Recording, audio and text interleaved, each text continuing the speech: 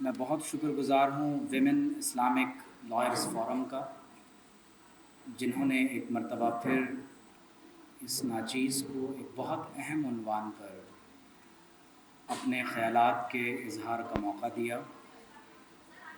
اور دیے گئے موضوع میں 3 عنوانات نہایت اہمیت کے حامل ہیں: سرمایہ دارانہ تہذیب، میڈیا کا کردار، اور عدلیہ کی ذمہ داری۔ جب ہم کیپٹلزم کے نتیجے میں وجود میں آنے والی تہذیب کی بات کرتے ہیں تو بنیادی طور پر جس طرح ہر مذہب کا ایک نظام العقیدہ ہوتا ہے، اسی طرح کیپٹلزم کے بھی 4 بنیادی عناصر ہیں جن پر اس پوری تہذیب کی بنیاد کھڑی ہوئی ہے۔ اگر آپ اس کا نتیجہ دیکھنا چاہیں تو وہ universal declaration of human rights, international covenant on civil and political rights کی صورت میں آپ کو، یا دیگر جو عالمی معاہدات ہوتے ہیں، عموماً اس کا ریفلیکشن آپ کو اس میں نظر آتا ہے۔ فریڈم، جو اسلام کے تصور بندگی کے خلاف ہے۔ ایکویلٹی، جس میں حق اور باطل، صحیح اور غلط کی تمیز مٹ جاتی ہے۔ ریشنلزم، جس میں وحی الہی کی بنیاد پر determination of good and evil کو پس پردہ ڈال کر، پس پشت ڈال کر، چھوڑ کر محض نفسانی خواہشات کی بنیاد پر صحیح اور غلط کا اپنے لیے تعین کیا جاتا ہے۔ اور مزید آگے بڑھیں تو ہیومنزم، جس میں بنیادی طور پر انسان پرستی کی طرف دعوت دی جاتی ہے۔ تو ان عناصر اربع کے نتیجے میں جو تہذیب وجود میں آتی ہے، اس کا نتیجہ انکار خدا ہے، انکار وحی ہے، انکار آخرت ہے، اور بالآخر اس پوری تہذیب کو جب ہیومن سینٹرک کیا جاتا ہے تو نتیجہ یہ نکلتا ہے کہ یہاں مسکراہٹ، آنسو، اظہار رائے، اظہار جسم، تار تار لباس، عزت، ذلت، مذہب، عدل، یہاں وفا ہو یا غدر ہو، ہر چیز برائے فروخت ہوتی ہے۔ قرآن مجید میں اللہ تعالیٰ نے بہت واضح طور پر اس تہذیب کے خد و خال بیان کیے ہیں۔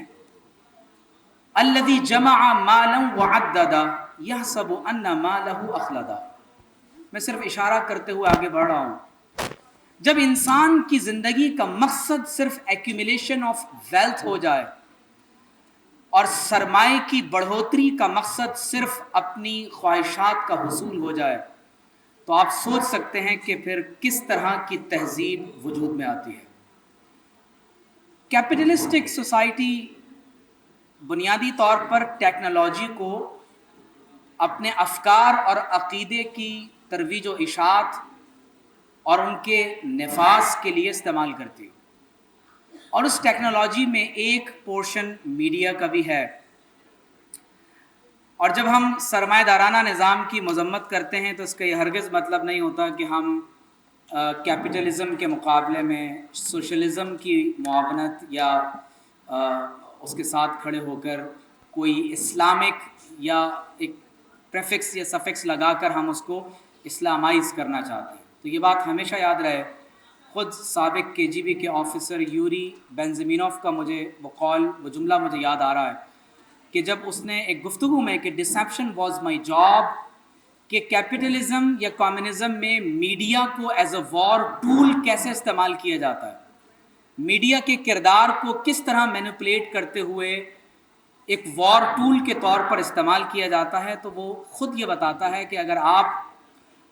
معاشرے میں بہت سی مختلف کانٹرڈکٹری اوپینینز ایک ہی پرابلم سے متعلق اسپریڈ کر دیں تو نتیجہ یہ نکلتا ہے کہ لوگوں کی درست اوپینین اس بارے میں کبھی قائم نہیں رہ سکتی، نتیجتاً کنفیوژن پیدا ہوتی ہے اور لوگ اہم ترین مسائل سے متعلق بیگانہ ہو جاتے ہیں، اور اس میڈیا کے ذریعے لوگوں کو ڈی مورلائز کیا جاتا ہے، ڈی اسٹیبلائز کیا جاتا ہے،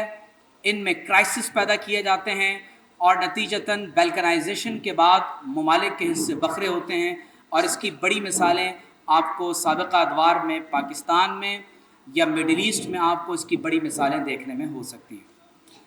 میں آج کے اس پروگرام میں اس کو اختتام کی طرف لاتے ہوئے عدلیہ کی ذمہ داری کے ساتھ میں ایک بہت اہم موضوع پر آپ کی توجہ دلاتے ہوئے، کیونکہ مجھے معلوم ہے کہ یہاں بہت مقتدر اور اہم شخصیات تشریف فرما ہیں اور اس موضوع کا جاننا ان کے لیے بہت ضروری ہے، اور یہ موضوع اس وقت ہمارے ہاں اسلامی نظریاتی کونسل میں بھی زیر بحث ہے۔ اللہ تعالیٰ نے عدل کے بارے میں فرمایا تھا کہ، اور یہ آیت ہر خطیب جمعے کے دن ممبر پر کھڑا ہو کر پڑھتا ہے، ان اللہ یأمر بالعدل والاحسان وایتاء ذی القربى وینہی عن الفحشاء والمنکر والبغی یعظکم لعلکم تذکرون۔ تو اب آپ غور کیجئے کہ بے شک اللہ ہمیں حکم دیتا ہے عدل کا، احسان کا، اور منع کرتا ہے ہمیں فحاشی سے، منکرات سے، بغاوت سے،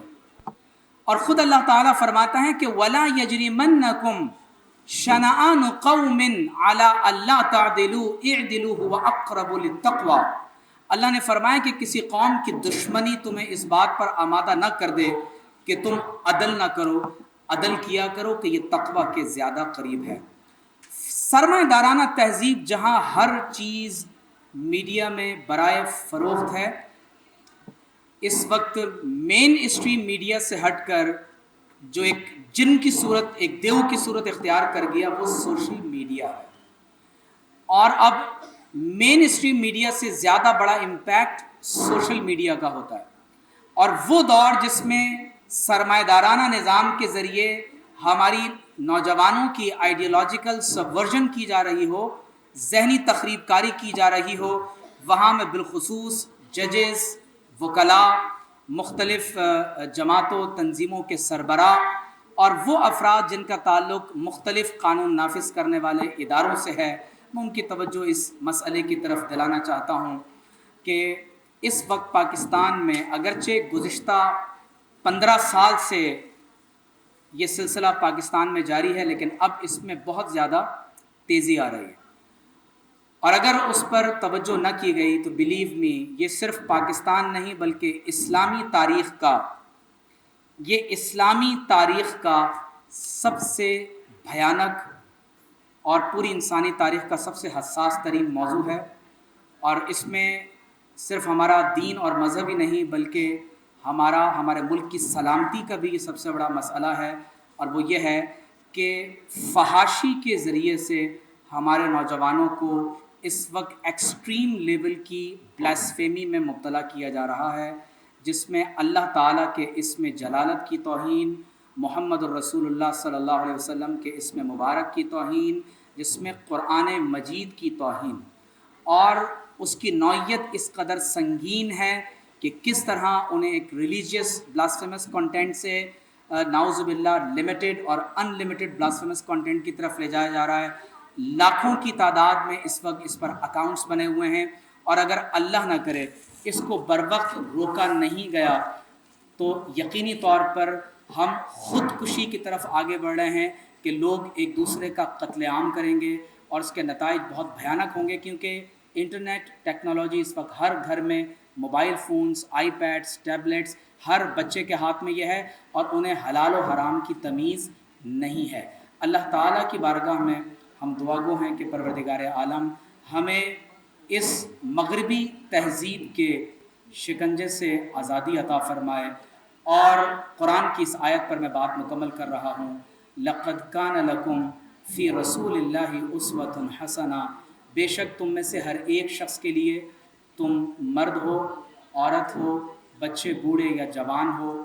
آپ کا تعلق وکلاء برادری سے ہے یا آپ ججز کے حلقے سے تعلق رکھتے ہیں یا قانون نافذ کرنے والے اداروں سے تعلق رکھتے ہیں، ہم میں سے ہر ایک شخص کے لیے حضور علیہ الصلاۃ والسلام کی سیرت میں ہی بہترین عملی نمونہ موجود ہے۔ اللہ تعالی ہم سب کو اس کی طرف رجوع کرنے کی توفیق عطا فرمائے۔